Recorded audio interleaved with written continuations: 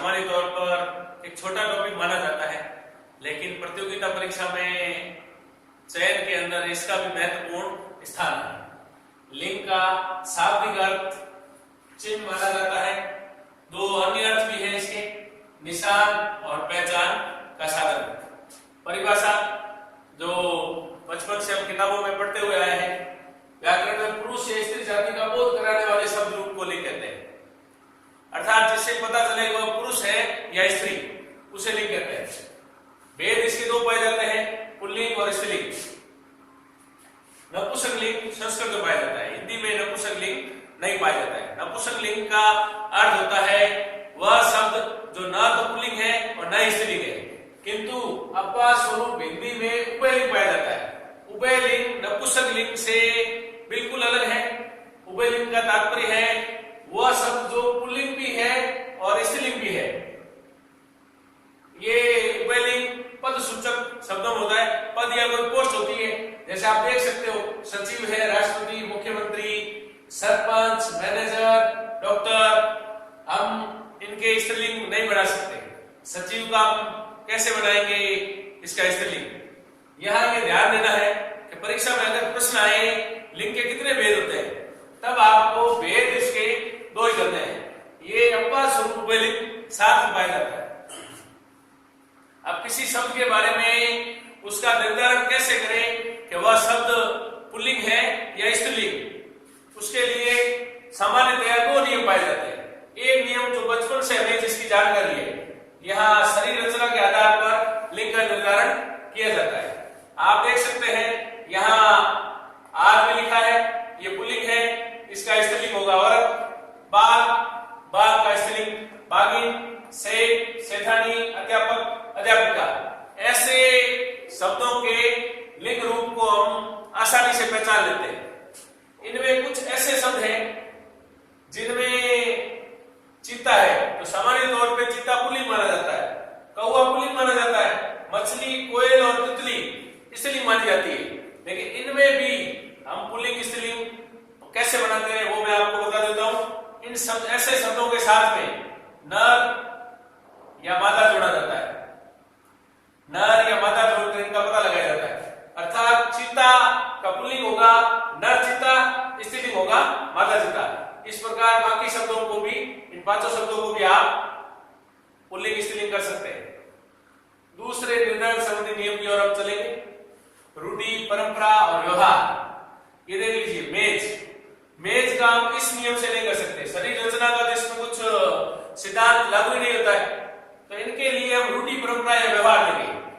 अब इस तरीके से कैसे पता लगाएंगे कि मेज क्या है?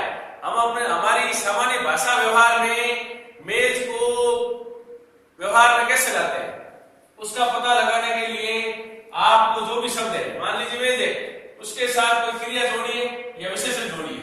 आप सामान्य व्यवहार में क्रिया, अगर क्रिया या विशेषण पुल्लिंग में बोलते हैं तो वो सब पुल्लिंग हो जाएगा, और सामान्य व्यवहार में वो सब वो क्रिया या विशेषण स्त्रीलिंग में होगा तो वो शब्द भी स्त्रीलिंग माना जाएगा। ये कुछ उदाहरण है आपके सामने। टेबल, टेबल के साथ क्रिया जोड़ी गई है, पुल्लिंग की क्रिया और स्त्रीलिंग की क्रिया। पुल्लिंग की क्रिया पढ़ा है, पढ़ी है। सामान्य व्यवहार में आप देख सकते हैं टेबल के बारे में जब हम बोलेंगे तब हम यही बोलेंगे टेबल पढ़ी है, अर्थात टेबल यहाँ पर स्त्रीलिंग हो गया। अब अगला शब्द दही। पुराना नियम जो 50-60 नियम लिखे होते हैं किताब के अंदर कि भाई पुल्लिंग स्त्रीलिंग पता लगाने के लिए फलाने नियम है। तो देखिए दही के अंदर बड़ी की मात्रा है, तो उस नियम में लिखा है कि बड़ी की मात्रा सामान्यतया स्त्रीलिंग शब्दों में आती है। तो हम उन नियमों की ओर नहीं जाएंगे। हम उतने सारे नियम याद करें, उसके बजाय सिर्फ एक नियम याद करके हम इस टॉपिक को बहुत अच्छे से कंपटीशन एग्जाम की दृष्टि से तैयार कर सकते हैं। दही अच्छा है या अच्छी है, यहाँ पर हम हमारे शब्द व्यवहार में या सामान्य व्यवहार में कहा में जाते हैं दही अच्छा है। दही पुल्लिंग हो गया। जनवरी, फिर बड़ी की मात्रा, यहाँ देखिए जनवरी आया या आई, लेकिन बड़ी की मात्रा है तो भी हम नियम वो नहीं लगाएंगे। नियम हम हमारा क्रिया और विशेषण वाले लगाएंगे। जनवरी आई, जनवरी यहाँ पर स्त्रीलिंग होगी। स्टूल, स्टूल के साथ शब्द टूटा या टूटी। ऐसे आप सैकड़ों शब्दों के बारे में पता लगा सकते हैं। स्टूल, टूटा, तो स्टूल हो जाएगा पुल्लिंग। ये हम आपके सामने शब्द व्यवहार देख लीजिए, रूढ़ी परंपरा व्यवहार के आधार पर इन सबको आप स्वयं घर पे कर सकते हो। इसके अलावा भी आप किताब में से उदाहरण उठाइए और उन उदाहरण को ये नियम लगाकर पुल्लिंग स्त्रीलिंग का पता लगा सकते हैं। एक बार इन शब्दों को हम देख लेते हैं। मेज पड़ी है स्त्रीलिंग, दूध पड़ा है पुल्लिंग, घी पड़ा है पुल्लिंग, छाछ पड़ी है स्त्रीलिंग, आंख फूटी स्त्रीलिंग, जनवरी आई स्त्रीलिंग, चांदी पड़ी है स्त्रीलिंग, लोहा पड़ा है पुल्लिंग, मंगल ग्रह घूम रहा है पुल्लिंग, पृथ्वी घूम रही है स्त्रीलिंग, खेजड़ी स्त्रीलिंग, नीम पुल्लिंग। उन नियमों के अंदर लिखा होता है कि ग्रहों के नाम सामान्य तौर पर पुल्लिंग होते हैं, अपवाद स्वरूप एक ग्रह पृथ्वी स्त्रीलिंग होता है।